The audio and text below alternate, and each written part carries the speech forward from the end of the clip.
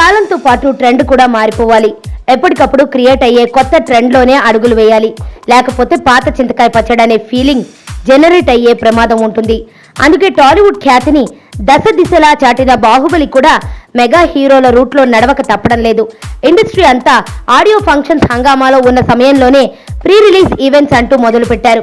అల్లు అర్జున్ సరైనోడుతో ఇది ప్రారంభమైతే ఆ తర్వాత రామ్ చరణ్ ధృవ, మెగాస్టార్ ఖైదీ నెంబర్ 150, రీసెంట్ గా పవన్ కళ్యాణ్ కాటమరాయుడు వరకు ఇది కంటిన్యూ అయింది.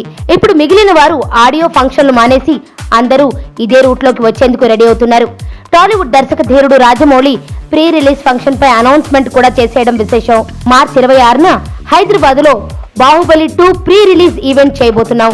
తెలుగు ఆడియో అదే రోజు నుంచి స్టోర్స్ లో లభిస్తుంది అంటూ అధికారిక ప్రకటన చేశాడు జక్కన్న. సాధారణంగా ప్రీ రిలీజ్ ఫంక్షన్ అంటే రిలీజ్ కి 2 వారాల్లోపు చేస్తుంటారు.